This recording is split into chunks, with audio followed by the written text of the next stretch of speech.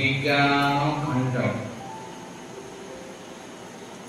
बहुलाश्व बोलছেন हरे श्री कृष्ण चंद्रस्य भक्ति मार्गस्थ जश पर तम वदासु मुने मज्जम जेन भक्तो भवामहम्। बहुलाश्व नारद ऋषिके जिज्ञासा করছেন যে হে ঋষিবর हरि श्री कृष्ण चंद्रेर जहा उत्तम भक्ति मार्ग हे मुने যদ্বারা আমি ভক্ত হইতে পারি সেই পথ আমাকে বলুন। তো নারদ ঋষি তখন বলছেন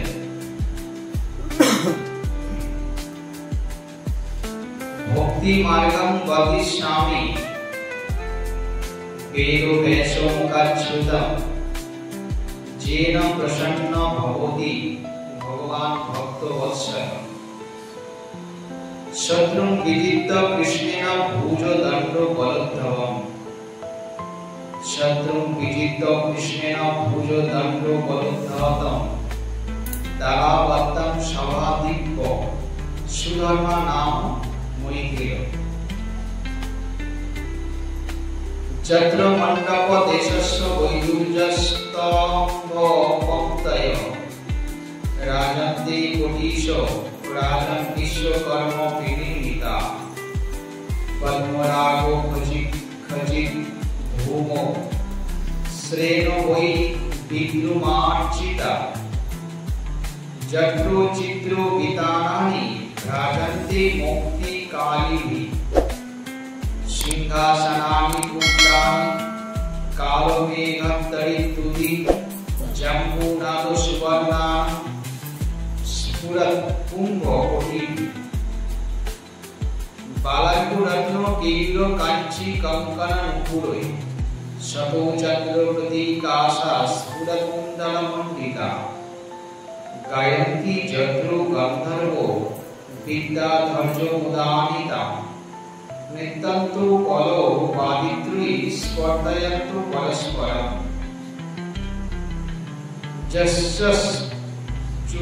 चतुर्षु कोणेषु देवो पृथ्वी मनोरमयि नन्दनं सर्वतो भद्रं ध्रुवं चैत्रुरथं वनम् लक्षाणि जत्रो राजेन्द्रो सरंसि विमलानि च सहस्रदलो पद्मानि भ्रमणे संकुलानि च दश योजन विस्तीर्ण पंच योजन मूर्धगा एतादृशी सुधर्मास्ते पताका ध्वजमण्डिता जत्रो प्रविष्टो पुरुषो आत्मानं मन्यते परम् जत्सिंहासनमासक्तो शत्रु अहोमिति मन्यते जत् त्रैलोक्याचतुर्ज तस्य देहि प्रवर्तते तवत्तिष्ठेऽत्रो भावदुं दुर्निष्टकं न चैवै। নারদ ঋষি বলছেন যেহেতু বহুলাশ্ব জিজ্ঞাসা করেছেন যে শ্রীকৃষ্ণের उत्तम भक्ति मार्ग भगवान के भक्ति करते चाই সেই उत्तम भक्ति मार्गটা আমাকে বলুন। শুধু তাই বলেননি, তিনি আরো বলেছেন যেটা যে পথকে আমি অবলম্বন করে ভক্তি মার্গ মানে পথ বা রাস্তা, যে মার্গ যে রাস্তা আমি অবলম্বন করে আমি ভক্ত হইতে পারি সেই পথ আমাকে। তো নারদ ঋষি বলছেন বেদব্যাস মুখে আমি যা শুনেছি সেটা আমি তোমাকে বলবো।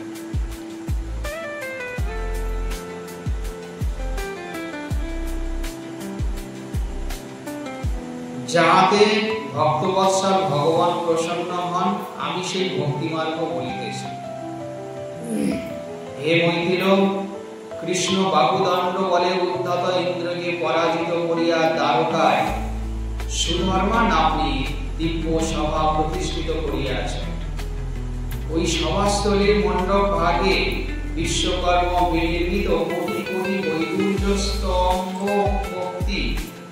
পঙ্ক্তি বিরাজিত, পদ্মরাগ খচিত ভূমি ভাগে বিদ্রুম রচিত শ্রেণী সকল বিন্যস্ত, তথায় পৌক্তিক মণ্ডিত বিচিত্র বিতানাবলী কাল মেঘের বিদ্যুৎ সদৃশ্য দ্যুতিযুক্ত ভিত্তিভূমি ও সিংহাসন সকল বিরাজিত, এবং জাম্বুনল সুবর্ণের কান্তিশালী কোটি কোটি কুম্ভ প্রতিষ্ঠিত, বালার্ক কিরণ রত্ন কেয়ূর কাঞ্চি কঙ্কন ও নুপুর শোভিত, শত শশ ধর কান্তি উজ্জ্বল কুণ্ডল মণ্ডিত, গান্ধর্বী ও বিদ্যাধরীগণ সানন্দে সেই সবাই গান ও মধুর বাদ্য সহকারে পরস্পর স্পর্ধাবতী হইয়া নৃত্য করে।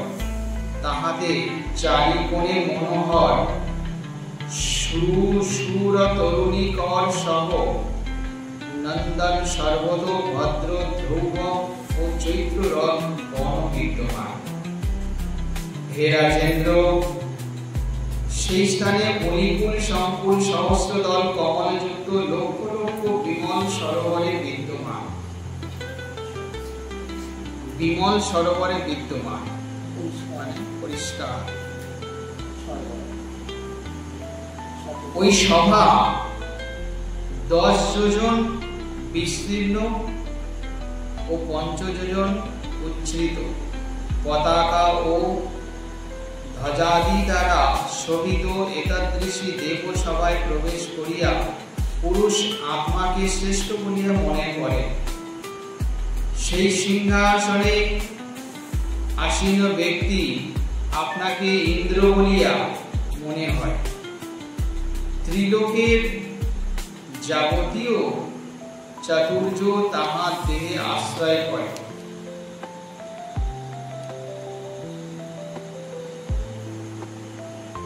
এবং যত কাল তথায় থাকে ততকাল তাহার দেহে সংসারে শোক মহাদি সব তরঙ্গ স্পর্শ করে না।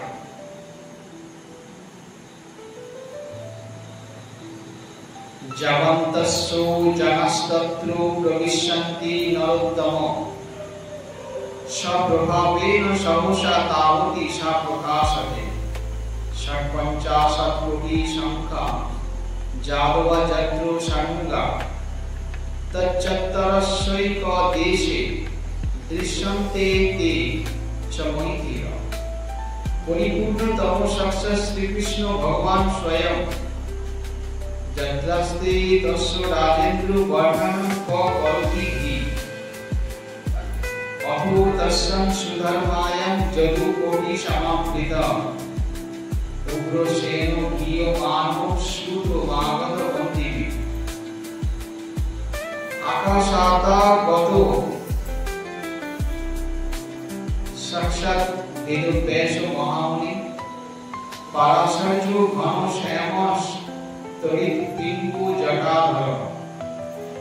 তম দৃষ্টাব সর্বশুদ্ধায় যদুরাজ কৃতাঞ্জলি। নাকাশানং শুভচারং দত্তা তৎসমুখো অভবৎ।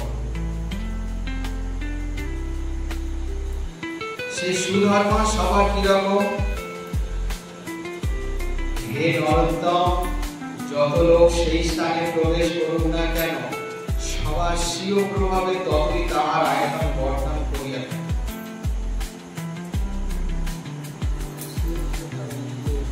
এই স্বর্গে থেকে এই সভা কৃষ্ণচন্দ্র দ্বারকায় নিয়ে সেই সভার সিস্টেমটা, সেখানে যত লোক প্রবেশ করুক জায়গা কমবে না। লোক বাড়ার সাথে সাথে সভা বাড়তে থাকে, আপনার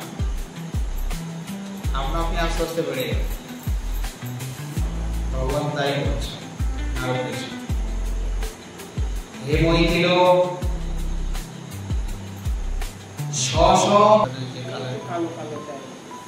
কালো ঠিক নয়, নসি নসি ধূসা নস্যি কালার, যেগুলো খয়েরি কালার, খয়েরি কালার নস্যি কালার। নসি তো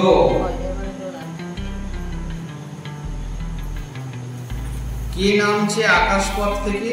তড়িৎকান্তি শ্যাম ঘনশ্যাম পরাশর তনয়। ঘনশ্যাম অর্থাৎ কালো বর্ণ, শ্যাম বর্ণ একটু নীলাভের উপরে। হ্যাঁ, পরাশর তনয় মহামুনি ব্যাসদেব সহসা আকাশ হইতে সেই সভায় উপস্থিত হইলেন। আকাশ হইতে, কেননা এনারা তো যত্রতত্র বিরাজ করতে পারেন, যেমন তেমন ভাবে এনারা বিরাজ করেন, যেমন তেমন ভাবে এনাদের গতি, এনাদের স্বচ্ছন্দ গতিত, এনাদের গতি করতে পারেন। সেই সবাই উপস্থিত যদুরাজ উগ্রসেন সহসা উঠে দাঁড়িয়ে কৃতাঞ্জলি করে তাকে নমস্কার পূর্বক উপাচারে আসন দান করিয়া তাকে সম্মুখে অবস্থিত হলেন। যে মহাত্মা এসেছেন তাকে যথাযথ ভাবে তার স্নান দিলেন, আসন দিলেন, পাত্র অর্ঘ্য দিয়ে নিবেদন করে বসে তার সামনে তিনি দাঁড়ালেন। অনুগণ সহ 50 কোটি যাদব সেই সবার অঙ্গনের এক দেশে বিরাজ করে। সবার কথা, হে রাজেন্দ্র, সাক্ষাৎ পরিপূর্ণতম ভগবান শ্রীকৃষ্ণ স্বয়ং যে স্থানে থাকেন তাহার বর্ণনা কে করিবে? ভগবান যে স্থানে থাকেন সেই স্থানে বর্ণনা করবার মতো কারো স্পর্ধা না, সে যেই হোক।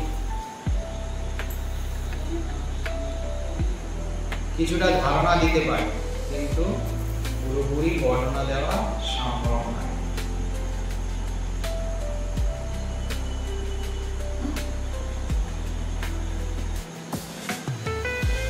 সেই দেব সবাই কোটি যাদব পরিবৃত সুত মাগধ বন্দীগণ কর্তৃক গৃহমান উগ্রসেন বিদ্যমান।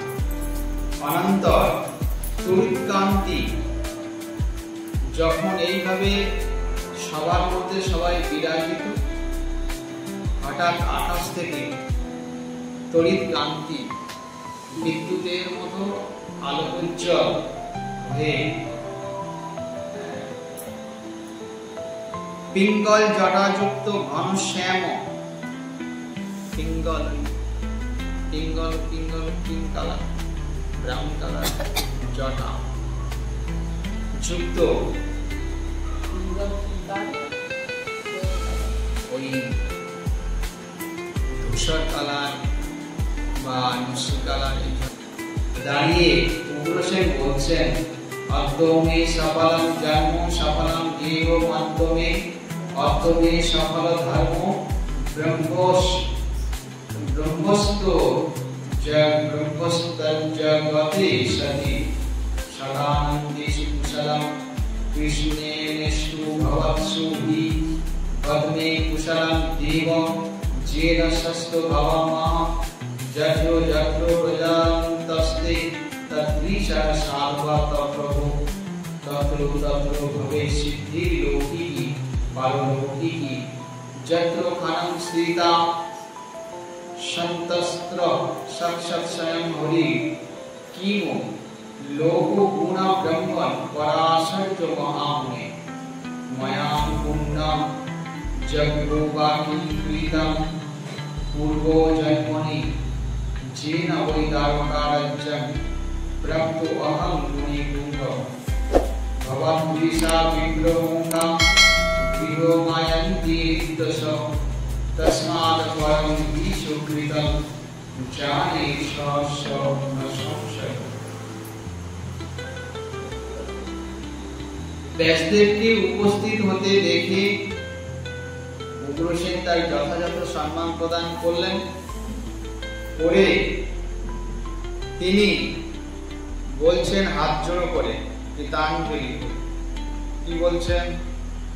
অদ্যমে সফলং জন্ম গৃহমে, আপনার আগমনে আমার জন্ম আজ আমার সফল হয়ে গেল। জন্ম, গৃহ ও ধর্ম সফল হয়ে গেল। কৃষ্ণের ইচ্ছায় সদানন্দময় ভবাদৃশ পুরুষের নিত্য কুশল, তথাপি হে দেব আমাকে আপনার কুশল বলুন।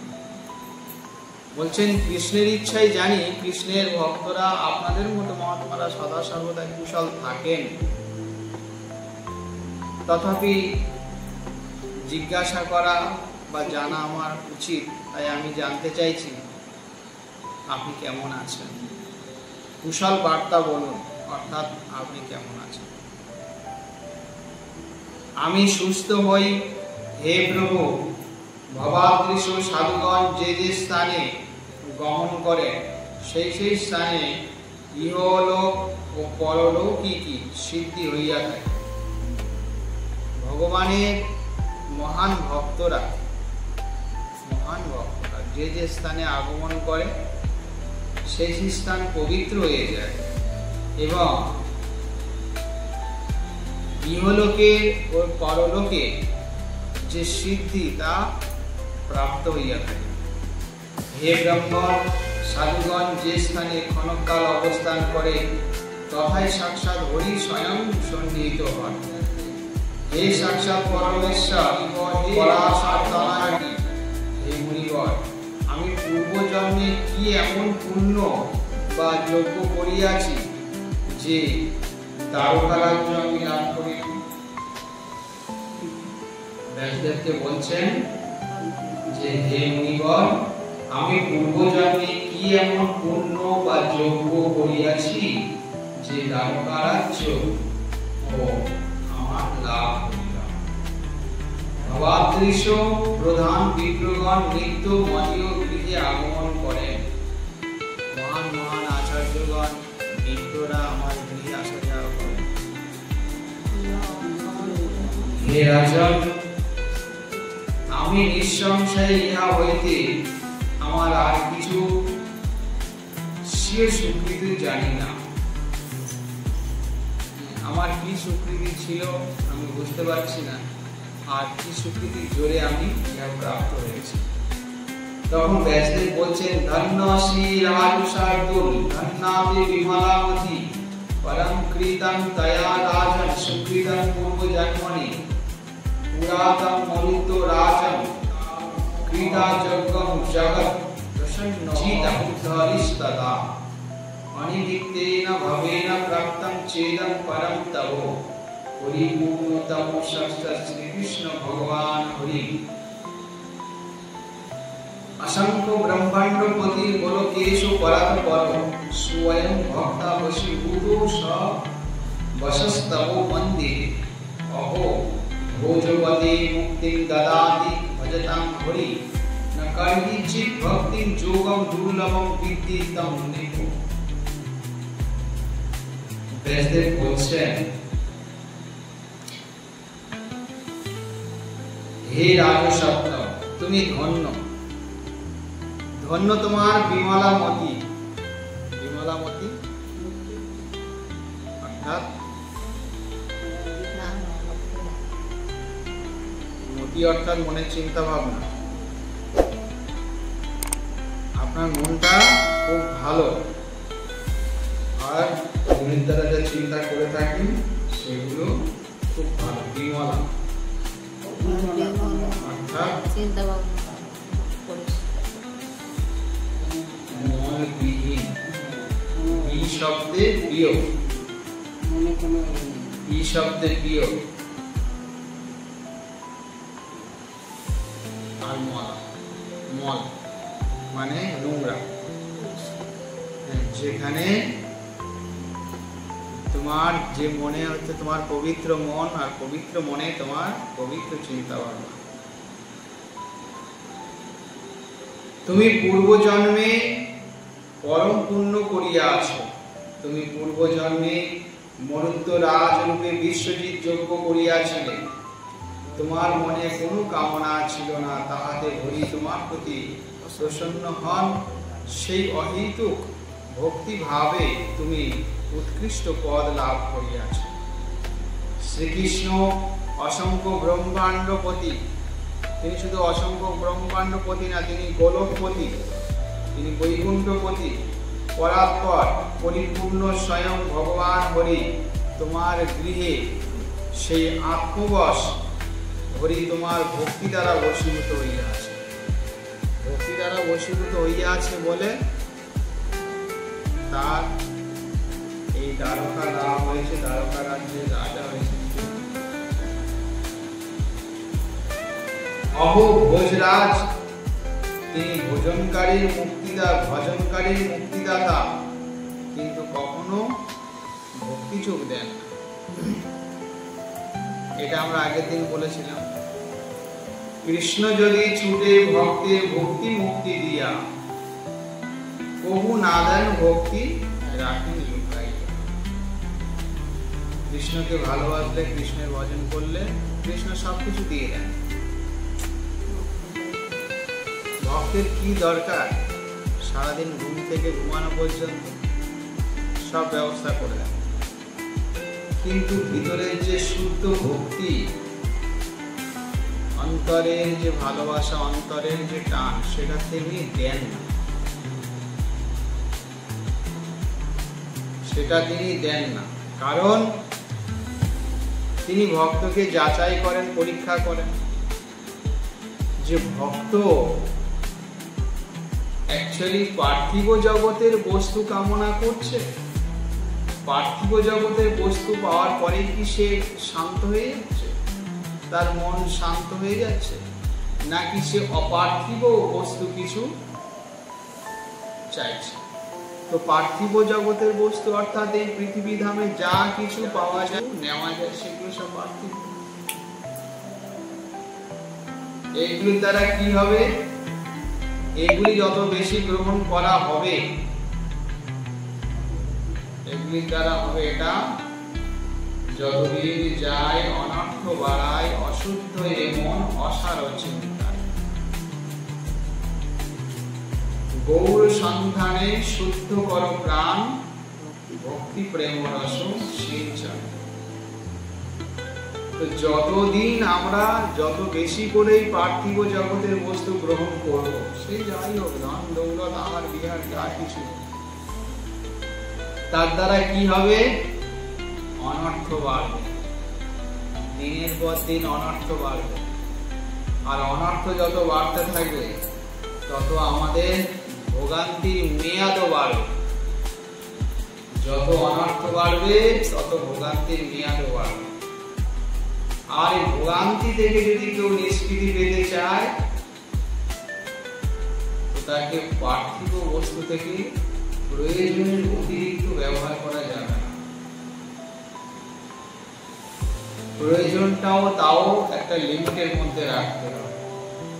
প্রয়োজনটা যদি লিমিটের মধ্যে না রাখা হয়, তাহলে কি হবে? যে ওই আমার যে বিষয়, যে ধর্ম অর্থ কাম মোক্ষ গতাগতি পুনঃ সংসারে আসা, সংসারে যাওয়া, আর এই বারবার সেই সব জিনিস সেখান থেকে গ্রহণ করে নেওয়া এবং তার ফলস্বরূপ সেখান থেকে সেগুলো আমাদের ভোগ করতে হয়। এই জন্য কি হচ্ছে না, এখানে ভগবান ব্যাসদেব তিনি বলছেন যে ভক্তি দ্বারা বশীভূত হইয়াছিলেন। মন্ত্ররাজকে বলেন তোমার ভক্তি দ্বারা, তোমার বিমলামতি, সেই বিমলামতি, বিমলা ভক্তি, বিমল ভক্তি দ্বারা ভগবান তোমার বশীভূত হয়ে তোমার গৃহে এসেছিলেন, তিনি প্রসন্ন হয়েছিলেন। আর তিনি বলছেন ভজনকারীর তিনি মুক্তিদাতা। যে ভজন্তি তুমাং ভক্তা ময়িতেষু চাপ্যহম সম্মোহম সর্বভূতেষু ন মে দেশো অস্তি ন প্রিয়, যে ভজন্তি তুমাং ভক্তা ময়িতেষু চাপ্যহম। আমি সমস্ত জীবের প্রতি সম্মোহম, সর্বভূতেষু সমানভাবে নেই। কিন্তু গীতাতে বলেছেন সারা বিশ্ব তার শিষ্য সন্তান, তথাপি প্রকৃষ্ট রূপে যারা তার ভজনে রত, ভজনে যোগদান করেছে, তাদের প্রতি একটু তিনি বেশি দয়াশীল, কৃপা পরবশ হয়ে থাকেন। কারণ যে মোরে চিন্তে অনন্য হইয়া, তারে তুমি আহার দিই মাথায় বহিয়া। যে মোরে চিন্তে অনন্য হইয়া, না যায় কারো দায়, সর্বসিদ্ধি আসিয়া মিলয় তার ঘরে। কোন চিন্তা মোর ভক্তের, মুই যার বসে আছি মাথার উপরে। অতএব ব্যাসদেব বলছেন মুক্তি দেন, ভগবান মুক্তি দেন, ভক্তি দেন। ভক্ত মুক্তি চাইছে, জীব মুক্তি, ঠিক আছে মুক্তি দিয়ে দিলাম, যাও মুক্তি নিয়ে যাও। মুক্তি নিয়ে কোথায় যাওয়া যায়? মুক্তি নিয়ে তো ওই লোকে যাওয়া যায় না, বৈকুণ্ঠে যাওয়া যায়। কিন্তু গোলকে গিয়ে তো ভগবানের সেইভাবে সেবা পাওয়া যায় না। মুক্তিধাম, সেখানে সবাই মুক্ত হিসাবে বিরাজ করে। কিন্তু সেবাধাম হচ্ছে গোলক, বৃন্দাবন। যে অনুকরণে যেখানকার ভূমি, যেখানকার প্রকৃতিকে নিয়ে এসে এই বৃন্দাবন রচনা করা হয়েছে। তো সেই গোলক বৃন্দাবন হচ্ছেন ভগবানের সেবাধাম, যেখানে সদা সর্বদা সবাই ভগবানের সেবায় ব্যস্ত। তাদের সদা সর্বদা খালি ব্যস্ততা হচ্ছে ভগবানের সেবায়, আর ভগবানও তাদের সঙ্গে মহা আনন্দে লীলায় বিরাজ করে। তো নারদ ঋষি বা ব্যাসদেব এনারা ভগবানের সব অবতার। দেবর্ষীণাং চ নারদ মুনিনাং ব্যাস।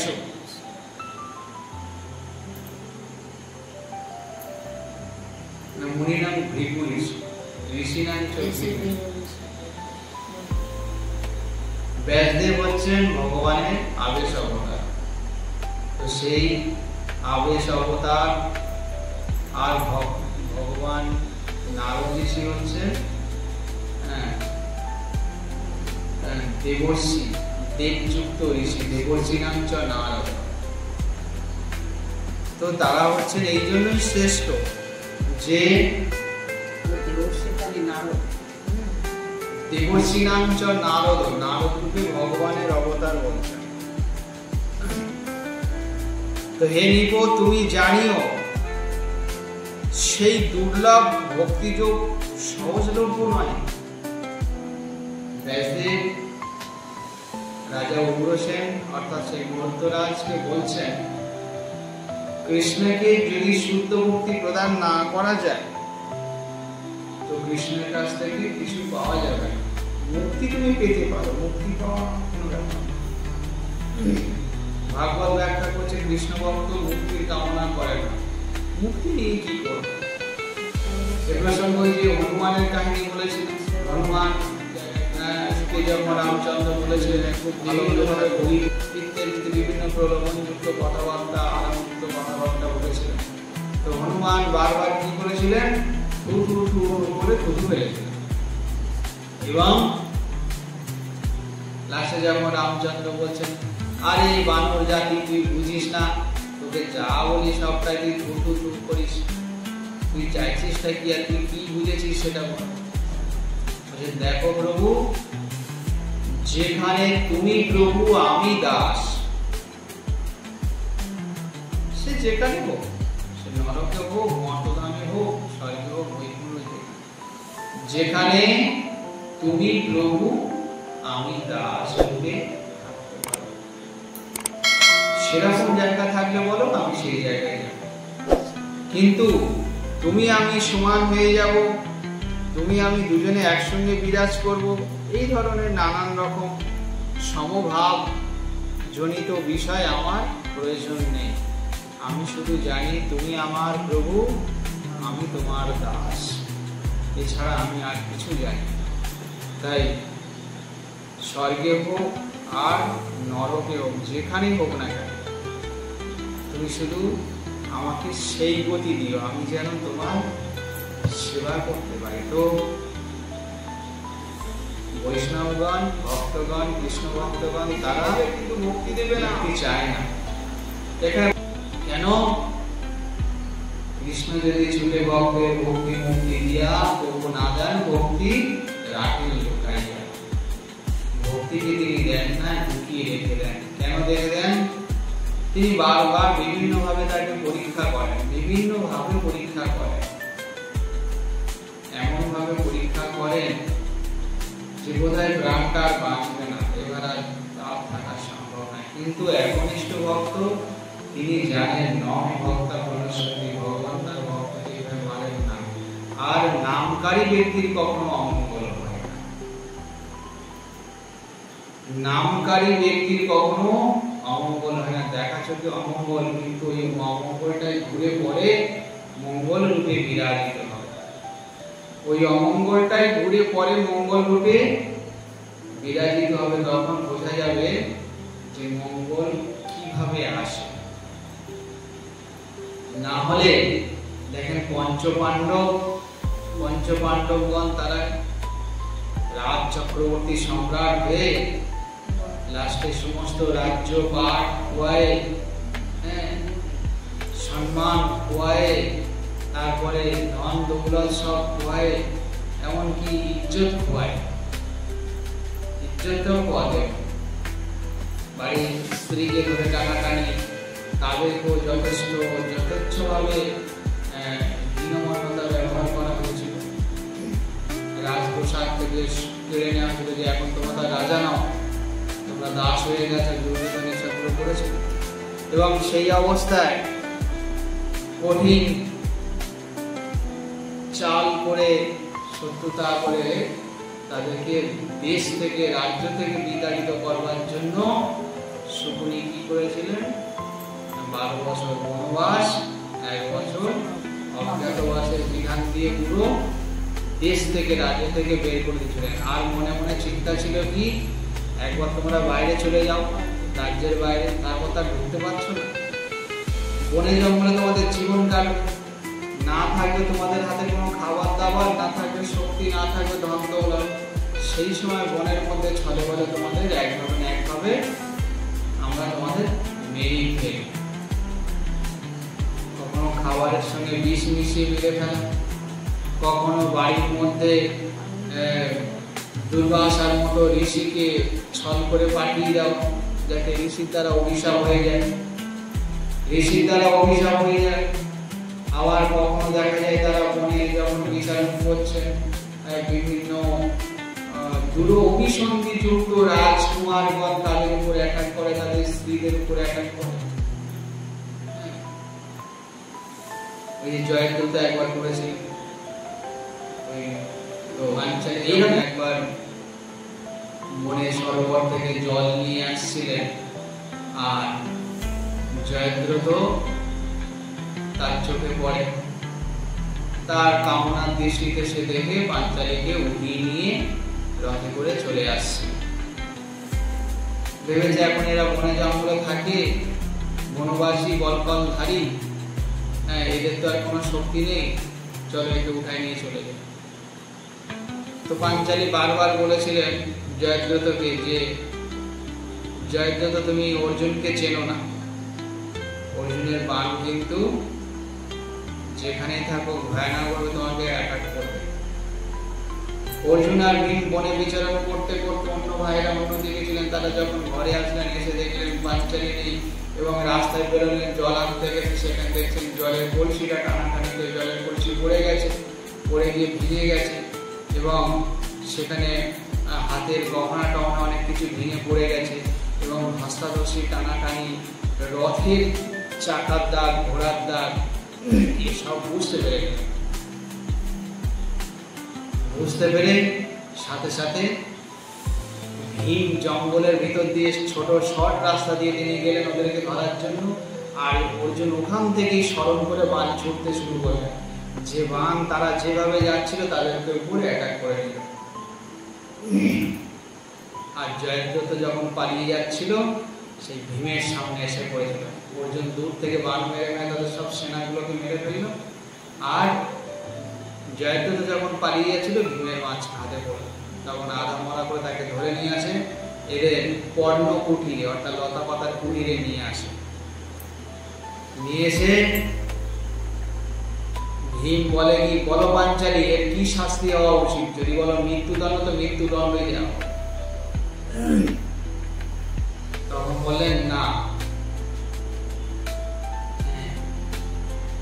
এর ওই অর্ধ ন্যাড়া করে অর্ধ মুন্ডন করে ছেড়ে দাও। সেই ভীম অর্ধ মুন্ডন করে ছেড়ে দেয়। বলে এই অর্ধ মুন্ডন অবস্থায় যাবে কোথায়? কারোর সামনে তো যেতে পারবে না। সে তখন ক্ষোভ করে কি করলো, গিয়ে শিবের সাধনায় বসে মনের দুঃখে ক্ষোভে। আশুতোষ অল্পে সন্তোষ, এই সোমবার প্রসাদে জল ঢালছে কেন?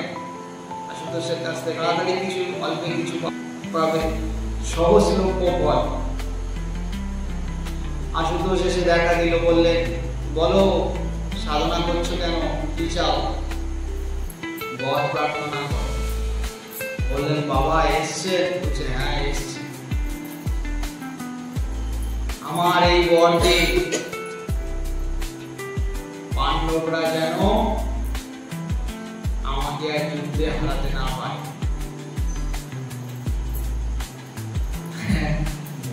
বললেন দেখো সব ঠিক আছে, উল্টা পাল্টা বর চাইলে দিতে পারবো না। যেগুলো আমার হাতের মধ্যে আছে, 4টে সোমবার করো, 5টা করো, দিতে পারবো। যা আমার হাতের মধ্যে নেই, 5টা সোমবার করো, 6টে সোমবার করো, আমি দিতে পারবো না। অতএব যাদের সঙ্গে সদা সর্বদা কৃষ্ণচন্দ্র বিরাজ করে তাদেরকে তুমি পরাজিত করবে। এই পুরো অভিসন্ধি মন থেকে ত্যাগ করো।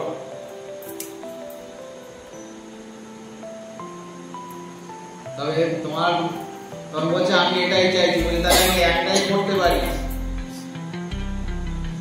কোনো একদিন তুমি পঞ্চ পাণ্ডবকে হারাতে পারবে, কোনো একদিন তুমি পঞ্চ পাণ্ডবকে হারাতে পারবে, সব সময়ের জন্য তুমি পারবে না। তাতেই সে খুশি, কারণ ভোলেনাথ বলেই দিয়েছেন যে পঞ্চ পাণ্ডবকে তুমি সব সময় হারাবে, তুমি জিতবে, এটা কখনোই সম্ভব না। যাদের স্বয়ং কৃষ্ণচন্দ্র যাদেরকে গাইডনেস দেন তাদেরকে এইভাবে হারানো যায় না। আর এই বর কোথায় কিভাবে কাজে লাগলো? শিবের এই বর, জানি না ও 4টে সোমবার করেছিল কিনা, আমার ঠিক জানা নেই। কটা সোমবার করেছিল?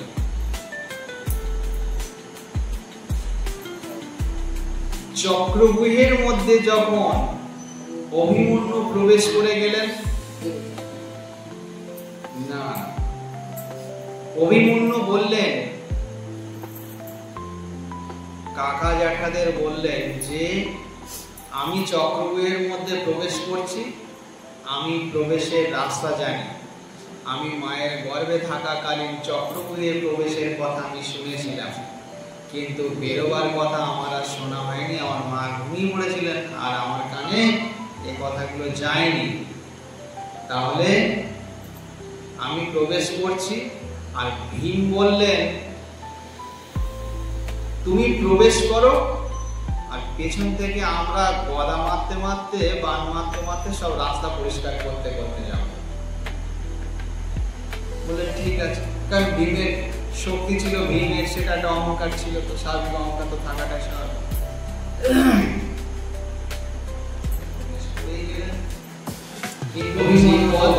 প্রবেশ করছেন ওই পথগুলো সব বন্ধ হয়ে যাচ্ছে।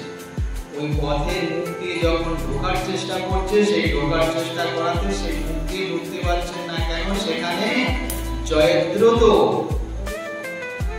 ওখানে দাঁড়িয়ে আছে। জয়দ্রথ কাউকে ঢুকতে দিচ্ছে না। জয়দ্রথ এমন ভাবে ওখানে অস্ত্র গদা নিয়ে দাঁড়িয়ে রয়েছে যে ঢুকতে যাচ্ছে সে জয়দ্রথের কাছে হেরে যাচ্ছে। ওই ভোলেনাথের বর দেওয়া ছিল, ওই দিন ভোলেনাথের বরটা তার মধ্যে কাজ করে বলেছিল একদিনের জন্য বলেছিল। তো ওই দিনটাই ওই ভোলেনাথের বর তার মধ্যে ক্রিয়া করে এবং সেদিন জয়দ্রথের কাছে পঞ্চ পাণ্ডবের মধ্যে অর্জুনকে তো কৃষ্ণচন্দ্র বলেছি করে অন্যদিকে নিয়ে সরিয়ে নিয়ে গেছে যাতে ছেলের কথা শুনতে না পারে, ছেলের কথা না জানতে পারে। বাকি চতুষ পাণ্ডব যারা একটু প্রবেশ করতে পারেনি সবাই জয়দ্রথের কাছে হেরে গেছে। তাই অভিমন্যুর মৃত্যুর পরে অর্জুন জানতে চাইল পঞ্চ পাণ্ডবদের, তোমরা প্রবেশ করলে না কেন ওর পিছনে পিছনে? বললে আমরা সবাই জয়দ্রথের কাছে হেরে গেছিলাম, ও পুরো রাস্তা আটকে রেখেছিল। কৃষ্ণচন্দ্র বললেন অর্জুনকে যখন জিজ্ঞাসা করেন বাসুদেব এটা কি করে সম্ভব? বলছে জয়দ্রথের ওই দিনের বর ওর উপরে ক্রিয়া করে গেছিল, যে জন্য তোমার ভাই দাদারা কেউ ওর কাছে একদিনের জন্য পারেনি, সবাই হেরে গেছে। বেশ, তাহলে জয়দ্রথের জন্যই চক্রবীরা কেউ প্রবেশ করতে পারলো না। তাই পঞ্চ পাণ্ডবের সবার রাগ, বিশেষ করে যার পুত্র মারা গেল অর্জুনের সমস্ত রাগ গিয়ে পড়লো জয়দ্রথের উপরে। আর বললেন এক সূর্যের মধ্যে জয়দ্রথ তোমাকে যদি বধ না করতে পারে আমি নিজেই অগ্নি সমাধি নিয়ে নেব। আর জয়দ্রথ লুকিয়ে থাকলেন, সামনে আসলেন না। পাণ্ডবরা কৌরবরা লুকিয়ে রাখলেন যে অর্জুনের চোখের সামনে থাকলে তারা বাণ মারতে পারবে না। কিন্তু কৃষ্ণচন্দ্র ভাবলেন ইঁদুর তো গর্তের মধ্যে আছে, গর্তের ভিতর থেকে ইঁদুরকে সামনে না আনা পর্যন্ত তো যাতা করে তো ধরা যাবে না। তাই কি করলেন, সুদর্শন চক্র দিয়ে সূর্যকে ডেকে দিলেন, বললেন এই তো দিন শেষ, সূর্য দিন নেই, সূর্য অন্ধকার হয়ে গেছে, এইবার শাঁখ বাজিয়ে দাও ইত্যাদি ইত্যাদি। তখন সব অন্ধকার হচ্ছে, সবাই তখন জয়দ্রথ ভাবলেন যা এইবার তো অর্জুন মরবে, আগুন জ্বালা হয়ে গেছে, ঘুরবে ঘুরবে ঘুরবে। এমন সময় ভগবান কৃষ্ণচন্দ্র সুদর্শন চক্রকে সরে যেতে বলেন। যেই সরে যেতে একদম পুরো ভরপুর মাঝ দুপুর বেলা জয়দ্রথ একদম তার সামনে, এতক্ষণ তো ইঁদুর গর্তের মধ্যে ছিল। অর্জুনকে ভগবান বললেন মারো অর্জুন, দেখো তোমার সামনে সেই জয়দ্রথ দাঁড়িয়ে আছে। আর বললেন একে এমন ভাবে মারো এর কাটা মুন্ডু যেন মাটিতে না পড়ে। যদি মাটিতে পড়ে ওর পিতার দেওয়ার আশীর্বাদ আছে যে তোমার মাথা কেটে ফেলবে সেদিকে বাস করে যাবে, চলে যাবে। তাহলে সেই বান যেন ওর কাটা মুন্ডু তার পিতার কোলে গিয়ে ফেলে। আর তার পিতার কোলে যখন আচমকা কাটা মুন্ডু পড়বে সে আটকে উঠে ভয়ে ফেলে দেবে। আর যেই ফেলে দেবে নিজের ছেলের মাথা নিজে ফেলে দেওয়ার কারণে নিজেই চলে যাবে। তিনি অমুক পর্বতে বসে আছেন। ব্যাস তাই করলেন, অর্জুন তাই করলেন। এক দিলে ভগবান কিভাবে মারলেন, জয়দ্রথকে মারলেন, জয়দ্রথের পিতাকে মেরে দিলেন। অথচ জয়দ্রথের পিতা বসে বসে শিবের সাধনা করছিল, কাজ করলো না। তো সেখানে কাজ করলো না তার বর। তাহলে এখান থেকে এটা আমাদের কাছে পরিষ্কার, কৃষ্ণ ভক্তি আছে যার সর্বদেব বন্ধুরা। কৃষ্ণ ভক্তি যার আছে সমস্ত দেবতা তার বন্ধু হয়ে যায়।